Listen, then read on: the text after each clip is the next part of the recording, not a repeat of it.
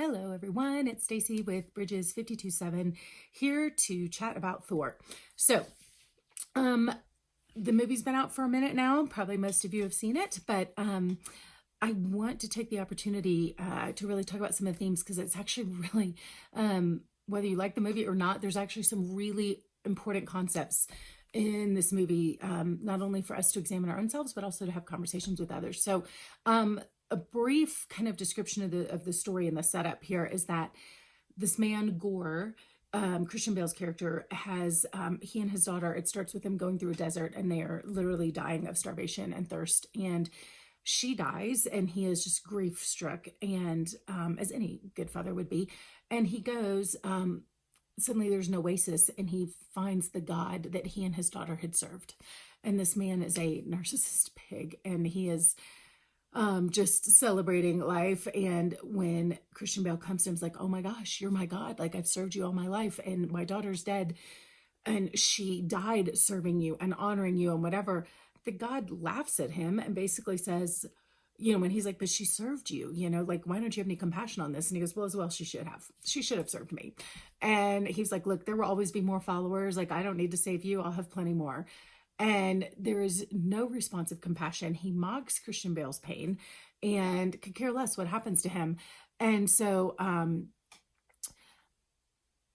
let's see. So he gets so angry. At that moment, there's like a supernatural thing that happens, and he gets powers. And instead of recognizing that this God is not worth serving, so I should go find one who is, he decides all gods must be evil and decides he's going to kill them all. He has no use for any of them. And I think I want to pause there and say that at this point, I think he represents so many people that we're going to interact with in our lives who have been disappointed because whatever God that they served, and whether it was a physical thing, like I served a career and money and all these things, and I got there and it disappointed me, or whether it was, I believed in God, but I prayed and he failed me and my loved one died, like whatever it may be. And there's all kinds of forms this can take. But what happens is sometimes we serve something and we put it on the altar, and then it fails us. And then we are furious. And I heard it said that anger is love disappointed. And that certainly plays out in this movie. He is completely angry because the love that he had for this God and for his daughter was completely disappointed in her death and in the reality that this God was not worth serving.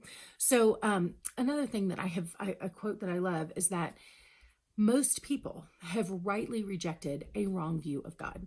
And I think that's really a telling statement in this situation, because this God was not worth serving. There was nothing godlike about him other than he had more power than most. At that point, that makes him in our world, there's all kinds of people with different levels of power, but they are not necessarily good or kind or loving or any other thing. So, and I think this movie reveals the distrust for people in authority at all levels, right? Because we've seen so much narcissistic abuse of power going on that people get where they're just angry and they don't trust any kind of authority or power. So anyways, Gore gets power and he goes out to kill all the gods because rightly so, he rejected a God that was not godlike at all. And he was not wrong to do that. So I would say that was the right response. This guy was not worth serving. However, just because your God fails you doesn't mean there isn't a good God that you should keep looking for. And his response, I think, like so many people, was not to keep looking to see if maybe there is a good God or maybe they had a wrong idea of who God is or something like that. Instead, he just believes all gods must therefore be evil, and I'm going to go kill them all. And so that's basically the thrust of the entire movie. So he, and there's several quotes in there, but at one point they talk about how gods use you, they don't help you. And so that is the view of gods in this movie. And then Thor himself is supposed to be this, better God. And he is better. However, he is still kind of a bumbling idiot. And it's a little comical, but it's also really sad because at this point you have the best God that the movie has to offer is still just kind of a buffoon, and he's selfish and he's better and he doesn't want to hurt people and he's not evil, but he really is also just out for his own heart on so many levels, and he's willing to help people, but he really falls short also. Um, so, and really, I would say part of it is just that he is portrayed as so dumb in this movie. And so that kind of made me sad that there's no, like the best they have to offer is still just a buffoon. And I think, um, that's probably very telling for what a lot of people believe about the world around them. Um, but let's get to the end because I think this is important. At the end, Gore comes to this situation where he kind of comes face to face with this truth that he realizes that he was not, even though it seems like he's seeking death and revenge, when he's honest, what he really wanted was love. The very thing that got frustrated and disappointed in the beginning.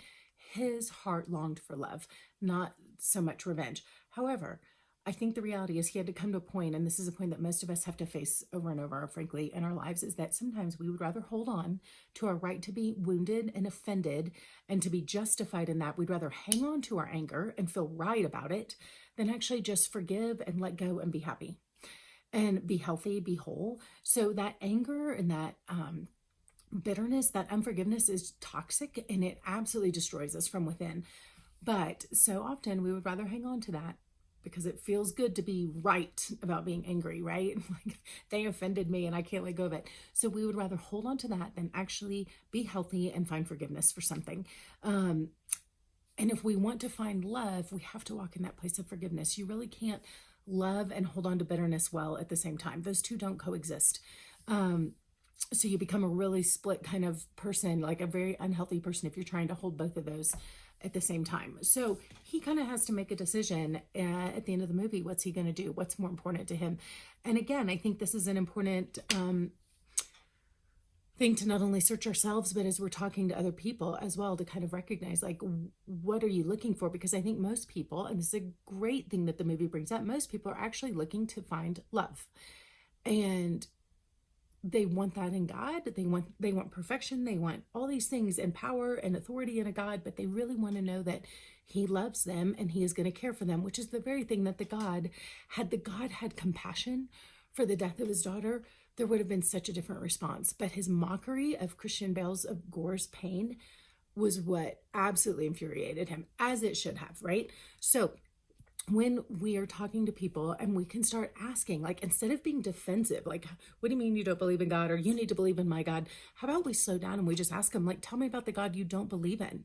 Tell me about the God you have rejected. Because frankly, I would probably reject that God too. And when they start to hear you not be defensive, and when you listen to their pain, I mean, if I had listened to him and said, my gosh, he treated you that way, of course I would have rejected that God too. That's not the God I serve, though. Let me tell you about my God. My God is kind. He's loving.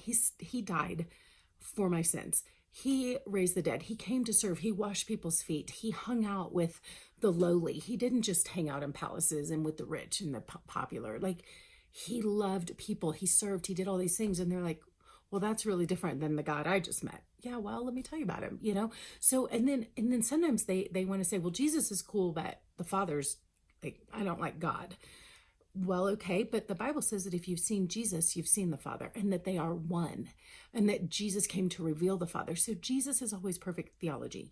And if you have an idea that your God is very different than Jesus, then something is wrong in your idea of God. So a lot of people are willing to accept Jesus. They don't like God because they have not understood some things about God in the Bible and the way things are written. But if they will accept Jesus, like, that is the Father. And so let's keep reading the word. Let's keep studying God until we understand that he and Jesus are the same. They are not two different kinds of personalities. So I can get way off on this rabbit trail. Let me rein it in really quick. So I think to sit down and be able to say, like, what do you believe about God? What is the character and the nature of God? These Greek mythology kinds of superhero movies, where all these ones always bring up the question of what is the character and the nature of God. And that is a great conversation to have with people. And then instead of trying to convince them about your God, if you will listen, and if they don't like God or they don't believe in God, well, tell me about the God you've rejected. Tell me why you rejected him. And instead of trying to prove how great your God is, let's start with listening to their offense against God, because the odds are good we would agree with them and we'd probably reject that God too. And we don't have to be threatened, because that's not our God. Our God isn't selfish. He doesn't fail us. He never fails. He never changes. He's not selfish. He's all kind, he's all loving. But that's the thing, he is loving and he is truth. So in the end, when Gore starts looking and realizing what he really wanted was love more than anything else, and when we can talk to people and realize that that's what they want too, we're like, perfect, let me introduce you to the God of love, who is all those things you were looking for. And so you don't have to, you can reject all the false images of God, like you should reject them, but this God doesn't have to be rejected. So hopefully that helps you just to dig a little deeper in your own heart, to reach wide in your ministry and connect your life to Christ.